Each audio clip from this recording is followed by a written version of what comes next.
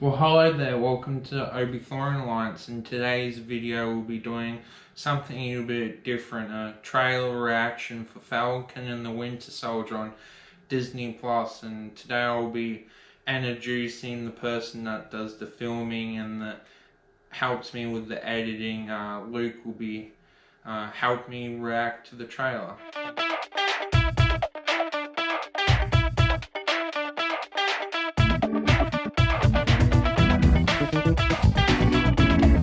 Hello, this is Luke.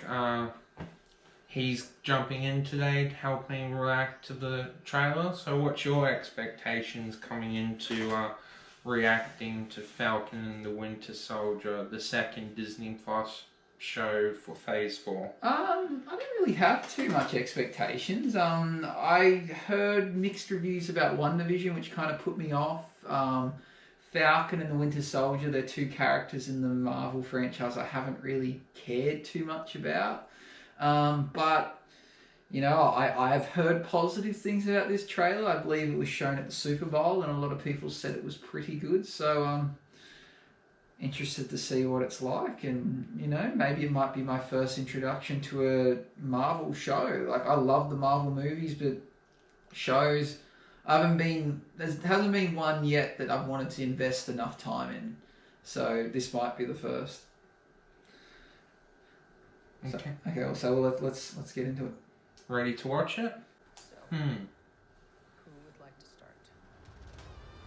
Okay, looks good so far.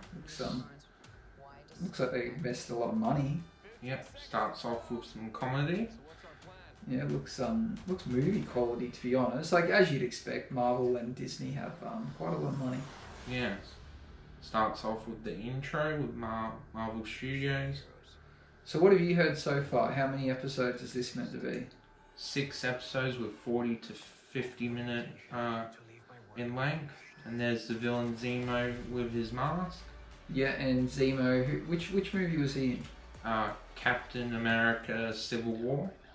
Okay, and his role in that, I think you've said this before to me, was he kind of creating this divide between the two, like creating the civil war between the Avengers?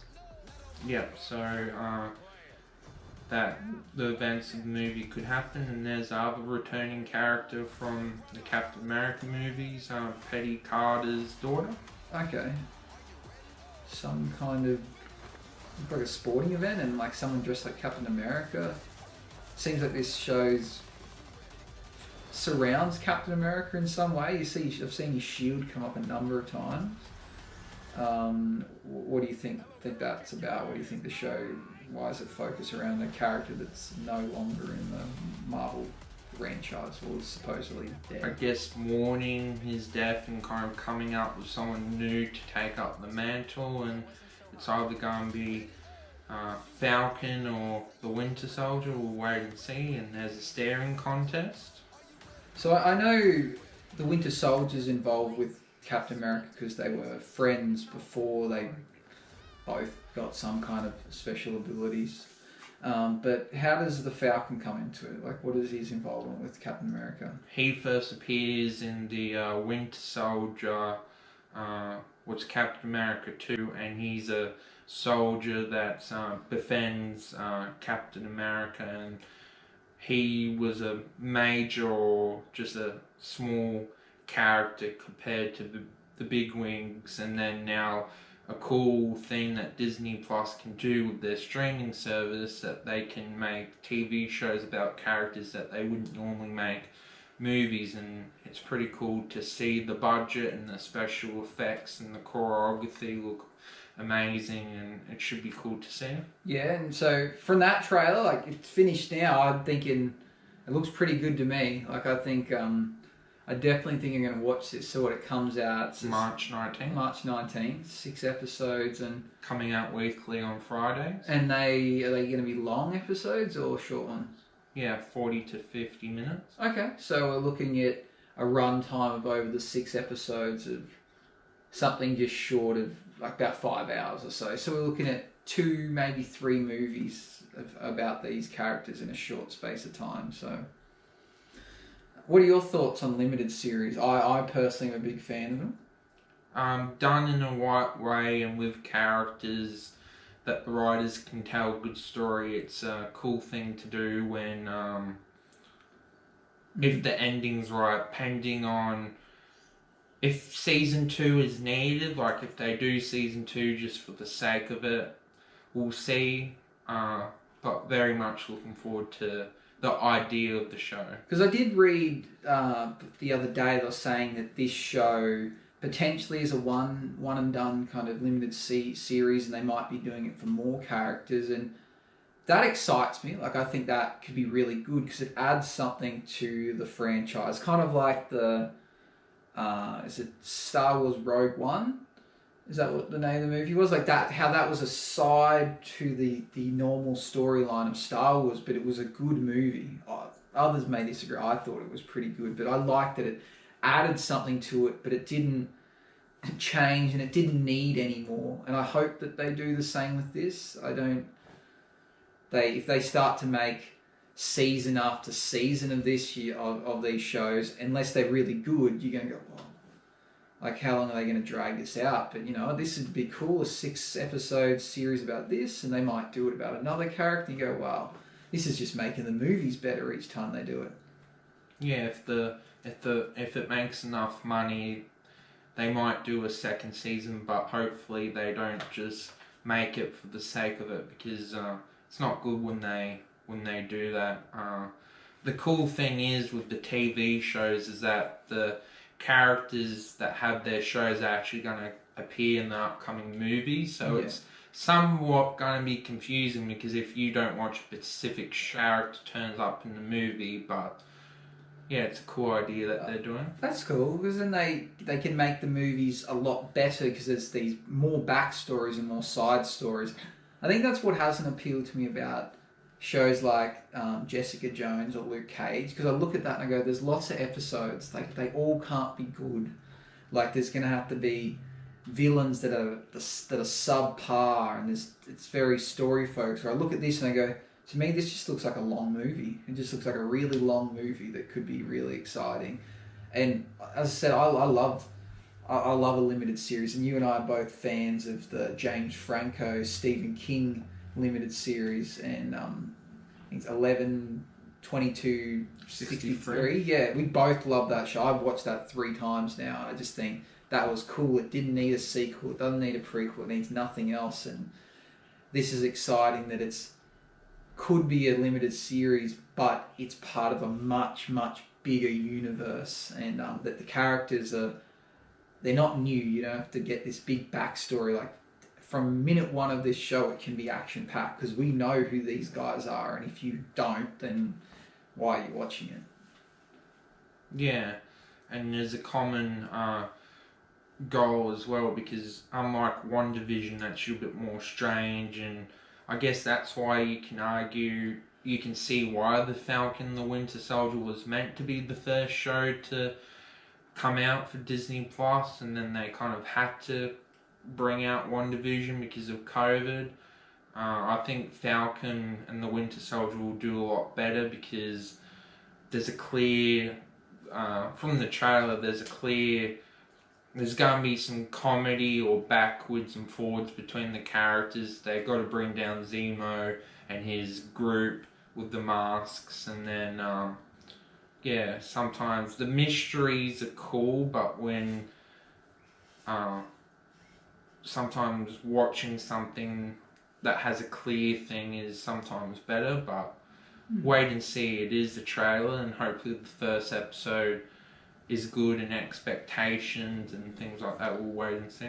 It'd be nice. Hopefully there might be some little Easter eggs in there, or maybe some special appearances from other characters in the Marvel franchise that weren't in the trailer. I haven't heard anything, but I know, it's pretty exciting. It looks good. WandaVision, to be honest, when I saw the trailer for that, I thought this looks so weird. But I also thought it's probably going to be good. Like, Marvel know what they're doing, but I haven't watched it yet. The trailer kind of off-put me. I watched this and I go, I must see this. Like, I'm dying to watch this now because it just looks like it's going to be good. Do you think it's better that they're bringing out the episodes weekly, or are you more a person that likes things weekly, or do you think it's better that they bring out all at once? Oh, I have a funny opinion about this. I like it when something comes out weekly because... Well, this show will suit you then? Because that way I know I only have to watch one episode this week and then there's another one. Just because binge watching's nice, but I feel that if I'm watching this with a partner and they want to binge watch it and I don't, then I can lose interest. Or if I've got lots of things going on outside of, like in my personal life or like with work, I go, oh, don't have time to binge watch this. Where weekly we go, yep, Friday night we watch it, you watch one episode, bang. I really do like when a show does that. But then if it's a show that's really easy to watch, binge watching's awesome. But I think 50-minute episodes, I don't really think I could watch too many of those back to back. I think weekly's probably a good chance to allow me to watch, think about it, maybe even chat to you about each episode, and then, you know, it might make the next episode better having more time to wait, suspense. Ends on that cliffhanger. I think that's what they're probably going to do. Yeah, sometimes like if you have a cliffhanger with a show and then you can just go put on the next episode, you don't get the full effects of the cliffhanger. So I guess it'd be good. So by watching the trailer, does it make you want to just watch Falcon and the Winter Soldier, or does it make you want to watch WandaVision? What's your thoughts on keeping up with everything that you need to keep up with not just one show, but the universe itself? I don't know if the trailer makes you want to watch WandaVision, but I think if I watch Falcon and the Winter Soldier and it's really good, that will make me think that WandaVision's the same. What I've heard from WandaVision is the first couple episodes are a bit slow and then it gets good. So, yeah, it does get better. Which I had faith in that. When I saw the trailer, I thought, this looks strange, but Marvel was never going to do a bad job. Or, I would be very surprised they would. So, I think I will watch WandaVision. I think I'm waiting for the whole series to finish and someone to say, hey, you need to watch this. It was pretty good. It starts off slow. Because then I can watch it and know it's going to be slow. With the episode-by-episode release, if I watch the first episode, I go, damn, this is slow. And then I watch the next one, I go, this is the same. I'd go, well, I'm not going to watch the third one. But at least when it's all out and someone goes, no, it is good. It does get better. Then you got something to push through. And I guess Falcon and the Winter Soldier is different because it will be more of an action-packed show.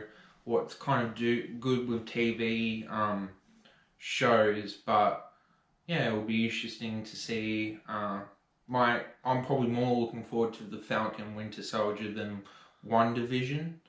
If, since they're the first two, that's what we can compare to until Loki comes out, but that's until May, but yeah. Yeah, I think Falcon the Winter Soldier is probably going to be fast from the get-go. It just has the ability to. There's a villain that we already know of. There's characters we already know of. There's no need for a backstory. They can literally just be like, yep, you two are competing to take over the mantelpiece of Iron Man, or Captain America, or you two are being selected to go on this mission. Like, there doesn't need to be a long backstory. It can just be action-packed from the first minute of the show. So I think they'll do that. I don't think these aren't characters that are slow. They are characters that have their own personalities. They don't have the ability to have this long, dark backstory. They just want to get into it. And it seems like the plot, from what Zemo says, he wants to destroy superheroes because he sees them as the reason why his family died. And I guess some humans will feel the same because that's why the snap and the blip happen in Falcon, and the Winter Soldier will basically try to stop them, and that seems like the plot that I got from the trailer. Did you feel the same way? I didn't notice it until you just mentioned it, but he did say that. He was saying that he won't stop until there's no more superheroes, and that's going to be hard to do. I don't see him killing Thor or Captain Marvel. Yeah, and because that reminds me now of what happened in the movie, that did happen to his family. And that's why he was seeking revenge. And yeah, I don't see it happening. I don't.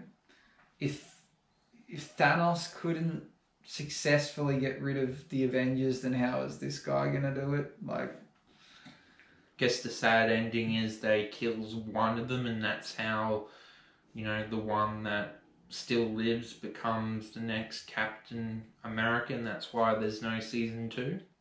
yeah.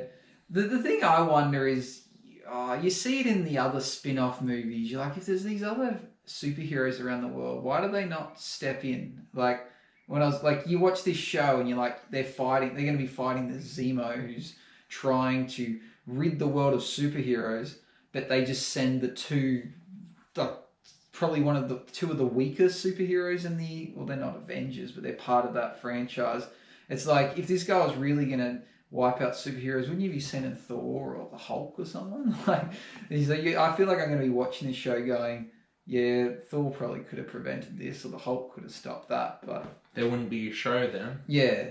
I feel the same when I watch Spider-Man. I'm like, in the first Spider-Man movie, it's like, why wouldn't Iron Man come help this guy? Like, well, like he's clearly struggling to fight the Hawk or whatever he's called. Like, why wouldn't Iron Man come helping here? A teachable moment, I guess. Yeah, none of it ever really. Like, I was confused, and in like the first like Avengers movies, you're like, why didn't, or some of the first superhero movies, you're like, why didn't the other superheroes join in? If there's these other superheroes in this world, why are they not stepping in and helping?